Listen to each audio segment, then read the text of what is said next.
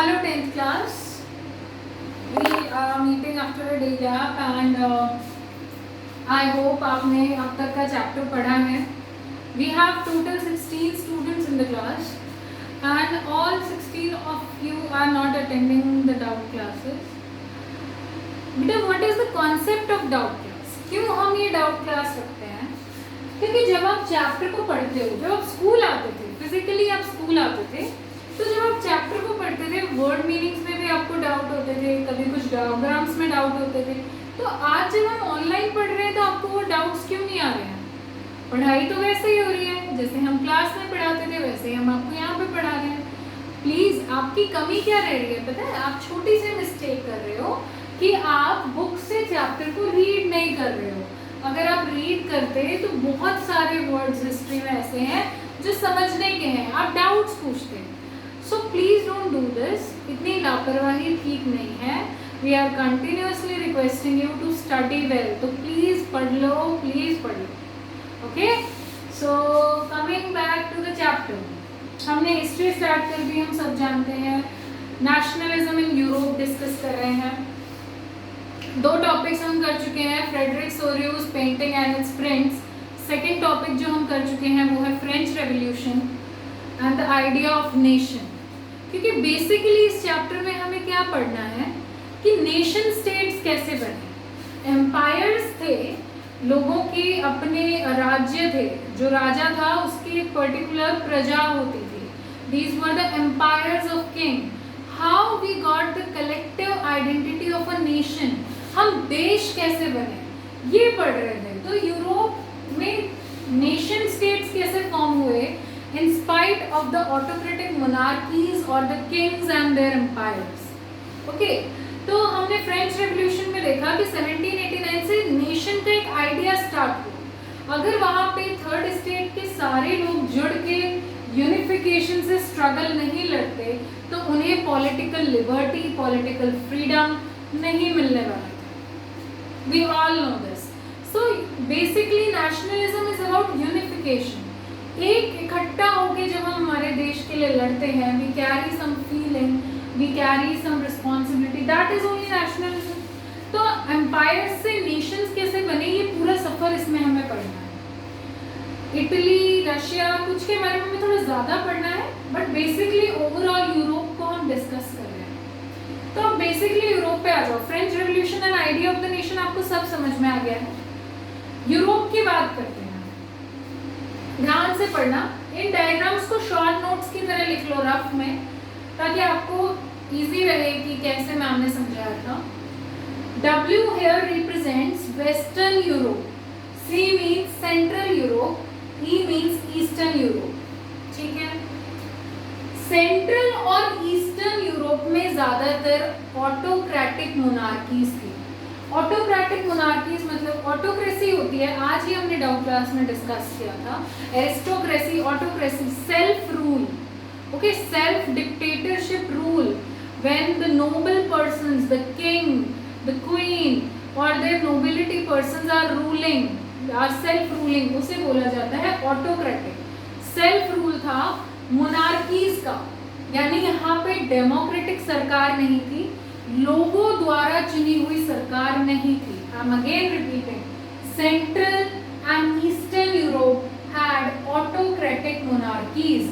Central and eastern Europe had autocratic monarchies. यहाँ पे राजा का स्वयं रूल चल रहा था. Government was not chosen by the people. इन लोगों में ऑटोक्रेटिक मोनार्कीज से सब राजाओं के अपने किंगडम्स थे, अपनी प्रजा थी, अपनी कैनन्स, डचीज. जो ये वर्ड आप पढ़ोगे इनका एक ही मतलब है, उनका एम्पायर, उनकी पूरी प्रजा, उनकी जो खुद की टेरिटरी थी. कोई नेशन नहीं था. जैसे ये मान लो एक पार्ट है, नेशन है आज के हिसाब से, ये दूसरा नेशन है. उस टाइम राजा का क्या होता था, उसकी एक टेरिटरी यहाँ पे भी थी, यहाँ पे भी थी, यहाँ पे भी थी, ऐसे होता था. So basically idea of nation states was not present. Idea of empires of monarchies was present. राजाओं के अपने इलाके, अपने एम्पायर्स होते थे. तो वहां पे जो लोग थे, अब यहाँ के लोगों का यहाँ के साथ कोई शेयर्ड कल्चर होगा क्या? नहीं होगा. होगा, डिफरेंट प्लेसेस पे रह रहे हैं, different festivals, different language, different identity. Empires होने की वजह से there was no shared culture और shared identity by the people. Here the identity was different, here the identity and culture was different. एक ही एम्पायर के लोग हैं बट उनका कल्चर और उनकी पहचान अलग है, दे आर नॉट सेम। अब एग्जाम्पल दिया हुआ है जैसे हैब्सबर्ग एम्पायर, एक एम्पायर का एग्जाम्पल दिया है आपको जिसका नाम है हैब्सबर्ग एम्पायर। ये ऑस्ट्रिया और हंगरी दोनों ही कंट्रीज हैं। ऑस्ट्रिया और हंगरी वाले पार्ट में ये एम्पायर था। अब हमने देखा कि किसी एक नेशन में नहीं होता था एम्पायर, डिफरेंट नेशंस में होते थे। So the whole Habsburg empire ruled on Austria and Hungary. This can be a very important MCQ question कि ऑस्ट्रिया हंगरी पे रूल करने वाले एम्पायर का नाम क्या था? Habsburg empire. Habsburg empire Austria और हंगरी पे रूल कर रहा था। अब यहाँ पे देखो एक ही एम्पायर है लेकिन इस एम्पायर में रहने वाले लोग कितने डिफरेंट हैं कि कुछ लोग जर्मन भाषा बोलते हैं, कुछ इटालियन लैंग्वेज को यूज करते हैं, कुछ मैग्यार को यूज कर रहे हैं। So what we are concluding from this that people living in the same empire are not sharing same culture or same identity. People are speaking different languages, people are enjoying different cultures, different festivals.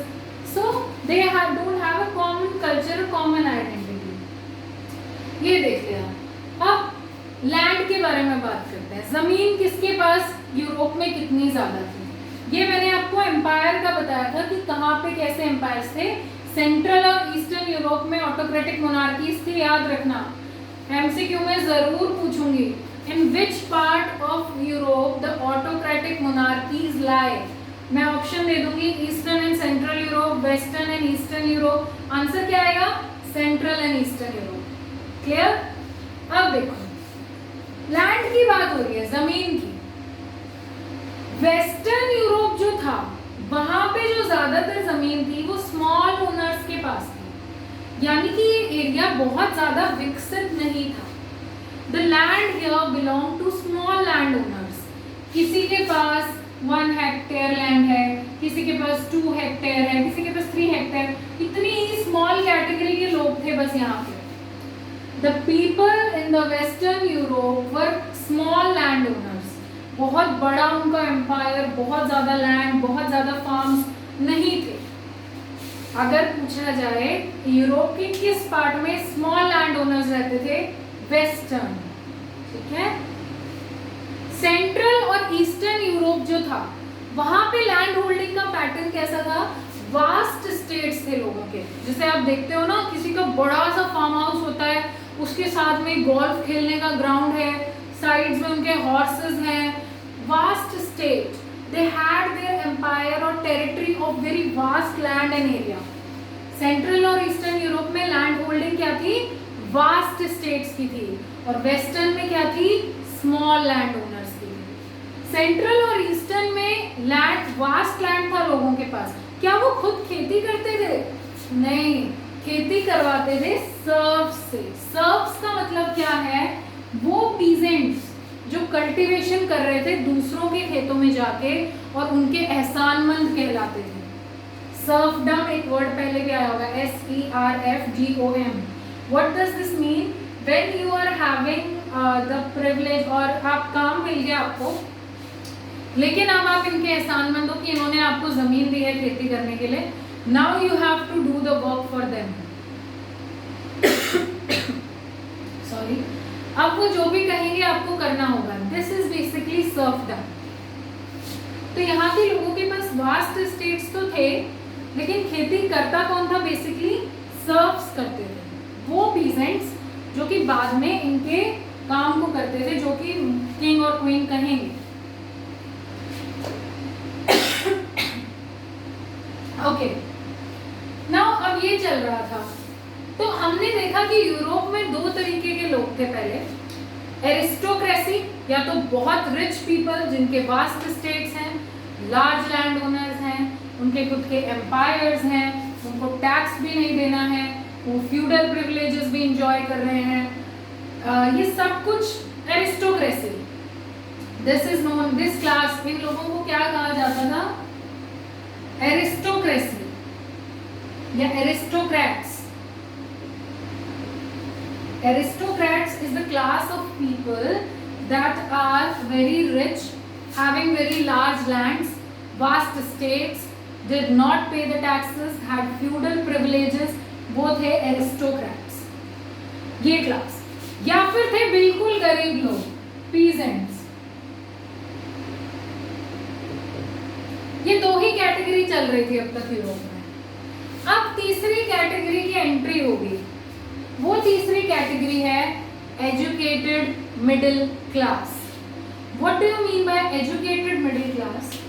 इस दौरान कुछ लोग अपनी पढ़ाई complete कर रहे थे, they were studying, they were gaining degrees, और आपने देखा होगा इंडस्ट्रियलाइजेशन स्टार्ट हो गई थी। ब्रिटेन में इंडस्ट्रियलाइजेशन कब स्टार्ट हो गई थी? In the mid of 18th century. England और ब्रिटेन जो एक ही बात है, आप उनके बारे में अगर पता करोगे, industrialization in England started when in the mid of 18th century. ठीक है, तो जब इंडस्ट्री सेटअप होने लगती हैं तो लोगों के पास काम आने लगता है, लेबर के पास भी काम आता है, व्यापारियों के पास भी काम आता है। सो इंडस्ट्रियलाइजेशन से हमेशा ग्रोथ होती है। एग्जाम्पल ले लो गुड़गांव का। गुड़गांव पहले ऐसा ही था क्या? नहीं, यहाँ पे इंडस्ट्री सेटअप हुई, मल्टीपल एमएनसीज आई, तो एरिया की ग्रोथ हो गई, लोगों के पास पैसा आया, लोगों को जॉब्स मिली, ठीक है, एरिया डेवलप हुआ। सो इंडस्ट्रियलाइजेशन इंग्लैंड में स्टार्ट हो गई थी in the mid of 18th century, but France और उसके आसपास जर्मनी, फ्रांस, इन एरियाज में कब स्टार्ट हुई? Mid of 19th century. दोनों अलग अलग चीजें हैं। इंग्लैंड में इंडस्ट्रियलाइजेशन कब स्टार्ट हुई? Mid 18th century. France, Germany यहाँ पे कब स्टार्ट हुई? Mid 19th century. अब इंडस्ट्रियलाइजेशन को हम क्यों डिस्कस कर रहे हैं? इंडस्ट्रियलाइजेशन की वजह से ही लोग एजुकेटेड मिडिल क्लास जो नया ग्रुप था वो इमर्ज हो रहा, क्योंकि इंडस्ट्री सेटअप हुई है तो उन इंडस्ट्रीज में कुछ गुड्स एंड सर्विसेज प्रोड्यूस हो रही हैं, उनका व्यापार भी किया जाएगा, तो ट्रेडर्स इमर्ज होंगे, कमर्शियल चीजें हो रही। कमर्शियल क्या होता है? जब हम लार्ज स्केल पे ट्रेडिंग करते हैं, that is commercial class. Commercial middle class was emerging. Aristocrats और पीजेंट्स के बीच में नई क्लास इमर्ज हो रही थी, that was the new educated middle class which consisted of all the businessman, all the industrialist, all the traders, all the officials. ये अब किस में आ रहे थे? एजुकेटेड मिडिल क्लास में। ठीक है, अब बेसिकली नेशन को बनाने के लिए, बेसिकली किसी भी नेशन को बनाने के लिए लिबरलिज्म जरूरी है। कहते हैं लिबरल नेशनलिज्म का एक कंसेप्ट आया। What is liberalism according to you? Liber जो वर्ड है, LIBER, liber means free. Liber means free. Okay, so free होना, when you are free to do whatever you are wish to do, वो होता है basically liberalism. जब आप पे किसी की रोक नहीं, you can do your activities according to your wish, that is particularly liberalism. लेकिन लिबरल नेशनलिज्म का क्या मतलब था? एक नया कॉन्सेप्ट निकल के आ रहा है कि लिबरल नेशनलिज्म होना चाहिए। इसका मतलब था कि हर एक नागरिक, देश का जो हर एक सिटीजन है, उसको अपना फ्रीडम होना चाहिए, कानून के आगे वो बराबर होना चाहिए।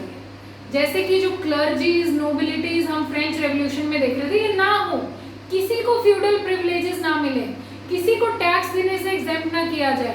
टैक्स दे रहे हो तो सब लोग दो, अदरवाइज कोई ना दे। इक्वालिटी बिफोर द लॉ, यानी कानून के लिए सब बराबर।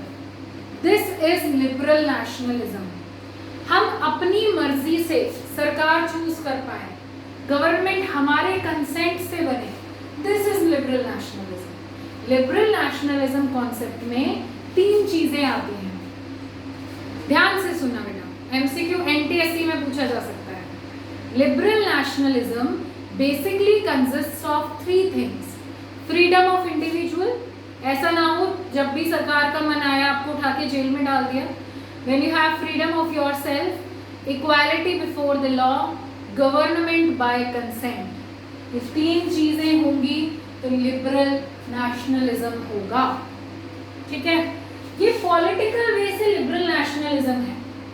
देश में अगर पॉलिटिकल व्यू से हम देखें तो लिबरल नेशनलिज्म का ये मतलब निकल के आएगा कि लोगों को फ्रीडम हो, उनको फंडामेंटल राइट्स बेसिक गारंटीड हो, उनको इक्वालिटी मिले before the law, government should be chosen by there consent. ये है पॉलिटिकल लिबरलिज्म नेशन के लिए। इकोनॉमिक लिबरलिज्म का क्या मतलब? अर्थव्यवस्था के अनुसार लिबरलिज्म का क्या मतलब? आप बताओ, सोच लो एक बार। इस 5 सेकेंड्स के लिए बोर्ड को भी पढ़ लो और इकोनॉमिक लिबरलिज्म भी सोच लो। 5 सेकेंड्स।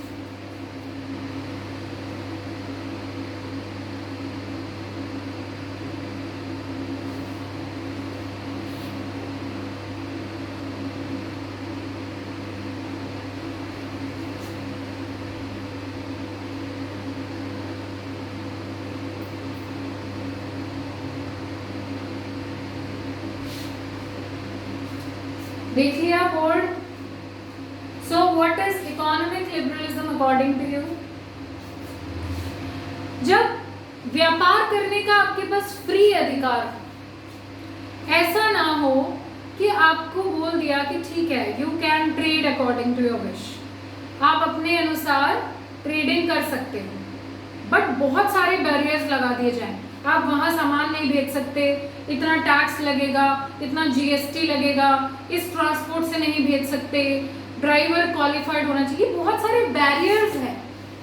सो अगर आप फ्री नहीं हो प्रॉपरली ट्रेड करने के लिए, बैरियर्स हैं, तो वो इकोनॉमिक लिबरलिज्म नहीं है।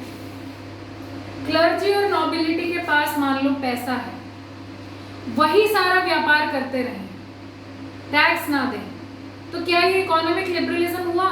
नहीं। पीजेंट्स अपनी खेती को ट्रेड नहीं कर पा रहे हैं, एजुकेटेड मिडिल क्लास जो इंडस्ट्रीज में काम कर रहे हैं, इंडस्ट्रियल प्रोडक्शन को आगे पहुंचाना चाह रहे हैं, वो नहीं हो पा रहा है, तो इकोनॉमिक लिबरलिज्म कैसे हुआ? ये पॉलिटिकल लिबरलिज्म था। कॉन्सेप्ट वही है, लिबरल नेशनलिज्म, फ्री होना। लेकिन इसकी भी 2 कैटेगरीज हैं, पॉलिटिकली एंड इकोनॉमिकली। पॉलिटिकली की हमने बात कर चुके हैं, इकोनॉमिकली की बात करें। अर्थव्यवस्था के अनुसार उनके हिसाब से लिबरलिज्म था कि अगर हम एक जगह से दूसरी जगह ट्रेड करने की सोचें तो बार बार हमें कस्टम ड्यूटीज ना पे करनी पड़े, एक uniform system of weights and measures हो, इक्वल करेंसी हो। क्योंकि आपको एक चीज बताती हूँ, जब नेपोलियन ने एक जर्मन कन्फेडरेशन बना दिया था, कन्फेडरेशन मतलब unification of some states, 39 states का जर्मन कन्फेडरेशन था। ये भी इंपॉर्टेंट एमसीक्यू क्वेश्चन है, I can ask you that German confederation consisted of how many states? It consisted of 39 states. 39 states का जर्मन कन्फेडरेशन था। उन 39 स्टेट्स में अलग अलग करेंसीज यूज होती थी। आज मान लो हमारे ही देश में 29 स्टेट्स हैं, इन स्टेट्स में अगर अलग अलग करेंसी हो तो आपको कितनी प्रॉब्लम आएगी? महाराष्ट्र की करेंसी हरियाणा में नहीं चल रही है, हरियाणा की करेंसी दिल्ली में नहीं चल रही है, दिल्ली की वेस्ट बंगाल में नहीं चल रही है, you will be fed up. International में अब्यूज में ही हम कितने परेशान हो जाते हैं अगर हम करेंसीज को एक्सचेंज कराते हैं। तो ऐसे ही German confederation which consisted of 39 states formed by Napoleon Bonaparte had different currencies. अब लोगों के लिए फ्रीडम था ही नहीं। आप बोल रहे हो कि ट्रेड कर लो, कहाँ से ट्रेड कर लें? 2 जगह थी, ठीक है, हैम्बर्ग से Nuremberg, okay, there were 2 places, Hamburg to Nuremberg. अगर कोई आदमी जा रहा है, आपको ये मिलेगा पैराग्राफ आपकी बुक में, when a person, एग्जाम्पल है ये, यूरोप का एग्जाम्पल है, when a person was traveling from Hamburg to Nuremberg, रास्ते में 11 कस्टम ड्यूटीज आ रही थी, 11 times he had to pay tax for custom duty। Imagine करो, ठीक है, ये 1833 की बात चल रही है, 1833 साल चल रहा है। जर्मन कन्फेडरेशन नेशन नहीं बना था 1848 तक, याद है? हाँ, 1833 की बात है कि 1833 में हैम्बर्ग टू न्यूरमबर्ग अगर कोई जा रहा है तो उसको ट्रेड करने के लिए 11 टाइम्स कस्टम ड्यूटी पे करनी पड़ रही थी, ठीक है, और हर जगह पे करेंसी चेंज हो रही थी। तो कितनी प्रॉब्लम आ रही है। अगर बैरियर्स हैं ट्रेड करने में, the barriers of custom duty, the barriers of censorship, the barriers of currency change, the barrier of different weights and measurements, ये क्या होते हैं, लिबरलिज्म नहीं है। जब आप फ्री हो तो वो कहलाता है when you are free to trade the way you can, this is economic liberalism. समझ में आया? Economic liberalism means when you are free to do the trade, the production in the manner you want to do without any barriers, that is economic liberalism, ठीक है। अब LA, ELLE एक word use हुआ है, वो length के लिए use होता है, क्लोथ मेजर्ड होता था LA में। अब वेट्स एंड मेजरमेंट, एक कपड़े की एक स्टेट में वैल्यू है LA में 1.33 मीटर्स, अगली जगह पे है 1.55 मीटर्स, अगली जगह पे है 0.85 metres. So this was also a barrier in economic liberalism. So जब ये सब चीजें खत्म करनी हो उसे बोला जाएगा ending the aristocracy and coming up of economic liberalism, ठीक है। तो पीजेंट्स और बाकी के लोग, थर्ड स्टेट लोग क्या चाहते थे, हमें पॉलिटिकल फ्रीडम मिले, पॉलिटिकल लिबरलिज्म मिले। और जो न्यू मिडिल क्लास निकल के आ रही थी, educated middle class which consisted of businessman, industrialist, officials, वो क्या चाहती थी, हमें इकोनॉमिक लिबरलिज्म भी मिले, ठीक है। अब इसके लिए क्या स्टेप लेंगे, फॉर्म हुई, यहाँ पे लिख रही हूँ ज़ोल्वेरिन,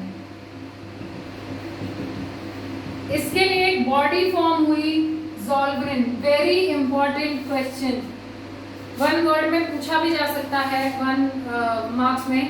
what was Zollverein? Zollverein was a trade union form, एक यूनियन बनाई गई थी, पॉलिटिकल बॉडी बनाई गई थी। किसके इनिशिएटिव पे? प्रूशिया ने ये इनिशिएटिव लिया। प्रूशिया ने पहला कदम उठाया था ज़ोल्वेरिन फॉर्म करने का, और बाद में जर्मन स्टेट्स का भी उनको साथ मिल गया था। ये एक ट्रेड यूनियन थी जिसने व्यापार के लिए रूल्स को चेंज कर दिया। जर्मन कॉन्फेडरेशन में जो 30 करेंसीज थी उनको सबको कैंसिल करके बस 2 करेंसीज को मान्य किया। कस्टम ड्यूटीज, बैरियर्स हटा दिए गए। This was done by Zollverein. What was Zollverein? Zollverein was a trade union formed on the initiative of Prussia, later joined by German states also. And what the work Zollverein did? Zollverein abolished all the trade barriers.